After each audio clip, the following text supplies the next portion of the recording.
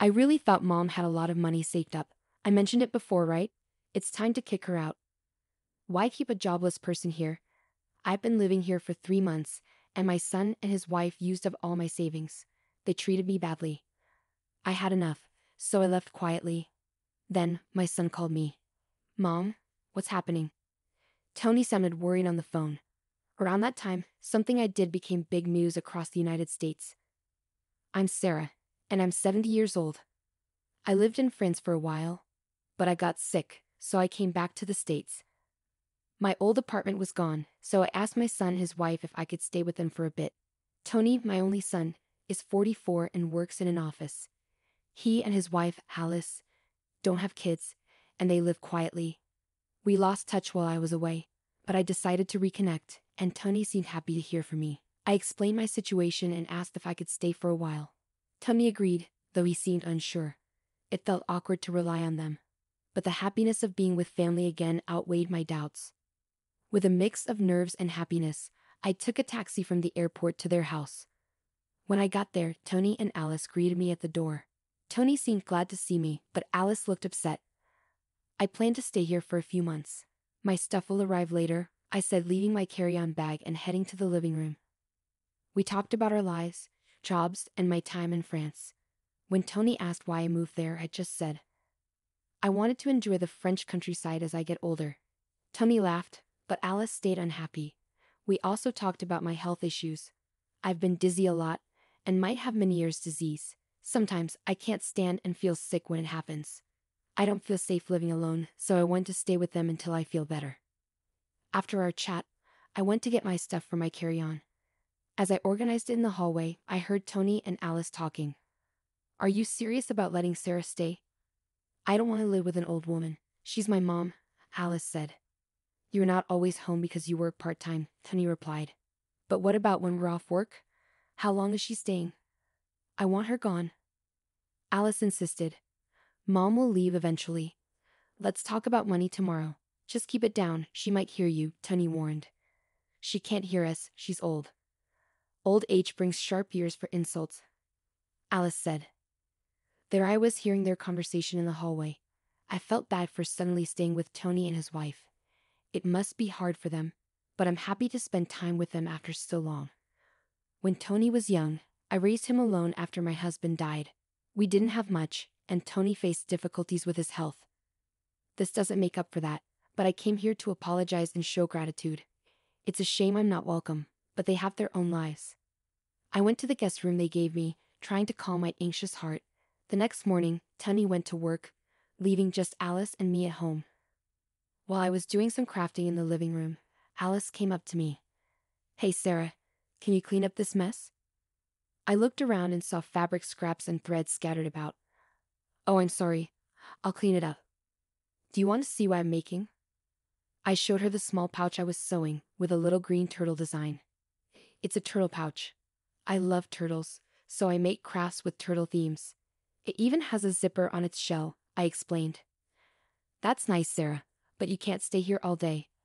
Find somewhere else to go when I'm not working. You're in the way, Alice said, cutting me off, clearly uninterested. But I get dizzy if I go outside too much, I protested. I'll drive you to the nearby community center to stay during the day. I have things to do at home, Alice said firmly, without room for discussion. She added, and while you're here, help with the chores. You're not just here to relax. Since we're letting you stay, do some cleaning and laundry instead of crafting. Stunned, I finally replied, okay, and slowly got up from the armchair. Despite feeling dizzy and sore, I ended up doing all the housework. Alice and Tony treated me like a housekeeper, and it seemed like Alice hadn't been keeping up with chores before I arrived. That night, when Tony got home, he asked, Mom, did you bring your banking card? He spoke with a smile. I don't mind you living with us, but life costs money. Could you chip in? I looked at Tony, nodded, and stood up. I took out my banking card from my handmade pouch and handed it to him. He checked it quickly, and his face tightened. Wait, Mom, is this all you have saved? Any other accounts? I replied. That's all I have. I don't need much at my age. No chronic illnesses or anything. I smiled as the conversation continued, but Tony's expression darkened. This isn't enough money, not even $10,000. You said you were living well abroad, so I assumed. Tony kept pressing me, asking if I had more money. When I said no, he sighed and slumped his shoulders. Okay, I'll hold on to this cash for now. I'm doing you a favor by letting you live here, so this is the least you could do. After getting my account password, Tony took my bank and debit cards and left the room. That night, lying in bed, I could hear Tony muttering through the wall that separated our rooms. This is disappointing. I thought Mom was wealthy. Our household is actually struggling financially. We shouldn't have let her stay. We gain nothing from having her here. They sounded confident, talking openly in the next room. Maybe they wanted me to hear them. In my cold bed, I fought back tears of loneliness and sadness. The next day, since Alice had a day off, she drove me to the local community center. When I opened my bag to continue my crafting, I realized I forgot the fabric I needed at home. I hesitated to ask Alice to go back and get it. Luckily, my dizziness wasn't too bad that day, so I decided to walk home to fetch it since I knew the area well. As I approached the house, I glanced through the window and saw Alice with a man I didn't recognize. They seemed very close, and I hesitated outside for a moment before deciding not to interrupt them. It dawned on me that maybe they wanted me out so I wouldn't interfere with whatever was going on between them. Back at the community center, thoughts of Alice and the man kept swirling in my mind, so I decided to call someone for advice. From then on, I avoided bringing up the situation and continued interacting with Tony and his wife as usual. However, whenever I left the house, I made sure to leave a red turtle pouch conspicuously on the living room side table. 3 months had gone by since I moved in with Tony's family. By then, I had essentially become the household's maid. When I was home, I had to do endless chores, and when Alice was around, I was sent off to the community center. Most of my savings had been drained by Tony, who had a gambling addiction. He spent most of his free time on lotteries and slots, likely stemming from financial hardships he faced as a child. At first, I tried to talk to him about it, but it always ended in anger. After enduring 3 months of hardship, I reached my breaking point. One night before a long weekend, I decided to address something I've been pondering. Tony, Alice, I want to thank you for letting me stay with you. Tony, I know I caused difficulties for you when you were young due to our financial situation. I apologize for any trouble I've caused, but I'm grateful. I presented a homemade turtle pouch from the table. It was green with a zipper on the shell. This is a token of my appreciation to both of you. I hope you'll accept it. To my surprise, neither Tony nor Alice showed any interest in my handmade gift. Mom, enough of that. Can't we access some funds from your French account or something? Tony suggested. I already told you, there's no more money. Look, I put a lot of effort into making this. Can't you accept it as a gesture of love? Remember how happy you used to be when I filled the shell with candy and a bit of pocket money? Tony's irritation grew. I'm not a child anymore. I don't find joy in receiving something like this, Sarah. How much longer do you plan to depend on us? Frankly, it's irritating. Tony and his wife exchanged a cold look, appearing desperate. I asked Tony, do you remember Joe? He helped us out in that old apartment we lived in. What? I don't remember. Stop bringing up old stories, Tony replied sharply. A heavy silence settled between us as I held onto the turtle pouch tightly, feeling the paper inside. The next day, Tony and his wife went on vacation, leaving me behind. After our conversation the previous night, I had already planned to leave the house. I quickly packed my bags with the arranged carrier and sent them off to my home in France. I made sure to include the red turtle pouch in my carry-on bag. Leaving a brief note of gratitude and farewell on the table, I walked out of the house where I had stayed for 3 months. After leaving the house, I didn't immediately return home. Instead, I stayed in a hotel in the US for a while. I had matters to attend to, and I figured Tony and his wife would reach out to me eventually. True to my expectations, about 2 weeks later, Tony called. Mom, what's the deal with the turtle pouch? It's yours, right? Tony's voice sounded frantic over the phone. Oh, you noticed? I replied calmly. I wasn't surprised when I saw the news on TV about the turtle-shaped pouch. Inside it was a check for $1 million. It was my way of expressing gratitude for all they'd done and apologizing for any trouble I caused them when Tony was young. Some might think it shallow to make amends with money, but I had dreamed of this day for over 40 years, saving up bit by bit. Before meeting Tony after so long, I did some research and discovered he was in debt. He had tried to clear his gambling debts by gambling more, only to sink deeper. Despite having a steady job, he couldn't break free from the cycle. I simply wanted him to pay off his debts and find peace. However, they refused my gesture, forgetting the kindness they had once shown my family. So I decided to split the $1 million check into smaller amounts and donate it to charities and welfare organizations across America. I placed the donations in the handmade turtle pouch and sent them anonymously. The turtle pouch became a sensation, making headlines and trending on social media. "Alice, isn't that the turtle pouch?" someone commented online. "Yeah, looks like it," another remarked. "Yes, that's the one. I was planning to give them filled with money too," I replied. "I see. Well, he could have just told us. We would have accepted it. If you didn't want my feelings, then you don't need my money either." Tony's voice was angry over the phone. "It's my money. How dare you deceive me? Give it back," he demanded. I couldn't bear to listen to Tony's anger any longer, so I pulled the phone away from my ear. After a moment, I spoke. "All right, calm down. You're giving me a headache. There's one more turtle. And if you really want it, it's yours." Tony eventually settled down and insisted on having the turtle. We agreed to meet later at a cafe.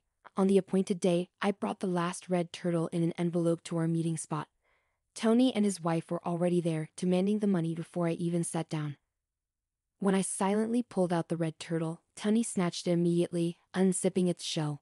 But instead of finding a check, he found a small electronic device. "What the heck is this?" Tony was confused. He found a tiny button and pressed it. A voice started playing, and Alice, standing next to Tony, turned pale. Seated next to Tony, Alice's expression changed as she heard a voice recording. It was her own, speaking warmly with another man who wasn't Tony. "What is this? Why? What's happening?" Alice seemed to finally understand that it was a recording of her having an affair at home. She tried to grab the recorder from Tony's hand, but he held on tight. While they struggled, I opened the envelope. I brought out several pictures and laid them on the table, showing Alice cheating with another man at home. Faced with undeniable evidence, Alice was flustered and kept asking, "Why? Why?" Tony picked up the photos one by one, studying them closely. "Something didn't feel right since I arrived at your house. A friend suggested I hire someone to find out, and even offered to cover the costs." "Why would you do this? What's wrong with you?" Alice's voice trembled. "Well, you're my son's wife. It's heartbreaking to think family would deceive each other. Maybe you'll understand when you're older. Fate brought me here to uncover your infidelity, Alice. Have you been lying to me this whole time?" Tony's disappointment was evident in his voice. "Tony, when did this start? You have secrets too. If you're saying she cheated, you need to admit your mistakes," Alice argued. "I never cheated, but what about the money you owe?" Tony went quiet, and Alice took her turn to speak. "What about you spending all your money on gambling?" "I only use the money I earn, and you have a part-time job, so you should have some savings," Alice replied. As I listened to their argument, it was obvious this couple had been holding on somehow until now. "Both of you are broke. Tony, you owe $40,000. Alice, you've been giving all your earnings to your other person." "I had someone check your finances too," I interrupted. Both Tony and Alice were really surprised, and they started yelling at each other. I was stunned when I found out about the investigation results. This couple was really close to running out of money.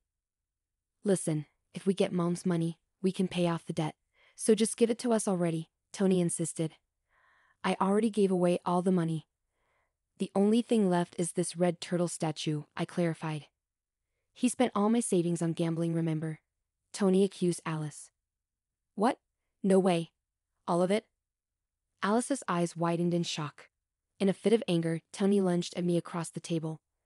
Other people in the cafe started paying attention, and the staff rushed over. The $1 million was supposed to be mine. "It's mine. Give it back," Tony shouted. Soon, the police had to be called to calm Tony down.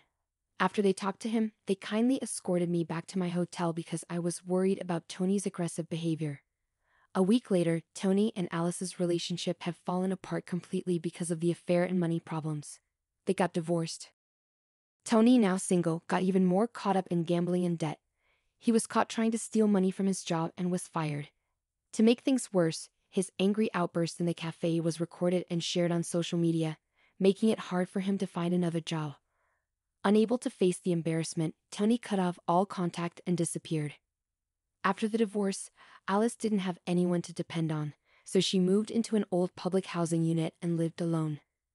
Just as I was about to make a donation to help rescue turtles, a post I made online joking about my own turtle went viral. Alice started experiencing harassment and stalking because of it, which eventually spread to her part-time job and got her fired. Even the man she was having an affair with got tired of her and left. Now she doesn't have any income and is relying on temporary assistance for needy families. After that, I went back to my home in France. Once I finished unpacking in my apartment, I changed into a dress smoothly. While I was going over some work documents, I heard a noise at the door. It seemed Joe, my roommate, had come back home. "Hey, Madam President. Welcome back. How was your trip to America?" Joe greeted me with a smile as he hung up his coat and put down his bags. "Hey Joe, I'm back, and look, I brought back so many souvenirs," I said excitedly. "Wow, all my favorites. Thanks. I'll bring some to the storytelling event at the community center tomorrow," Joe said happily. Joe carefully examined each souvenir on the table, his face glowing with delight. After we both got back on our feet, Joe and his wife moved away for work. Years later, we unexpectedly met in the city, and I started helping with a support program for people in need that Joe had started. By then, Joe's wife had passed away, and we began working together as partners in both business and life. I've been leading the organization since Joe retired a few years ago. What began as a small initiative by Joe and his late wife has grown into a large international organization over the past 30 years. Currently, our focus is on helping single moms raise their children. A few years ago, we moved to France to study their advanced support systems. While we become well known in France, we're still not widely recognized in America. I plan to expand our activities there soon and wanted to spend some time with Tony and his family just as a mother before they found out about my work. In the end, I couldn't get them to understand how I felt. But that's their decision. Even though it was brief, I was happy to spend time together as a family. Now at 70 years old, I believe age is just a number. There's still so much I want and need to accomplish. I straightened my back in my dress and began pondering my upcoming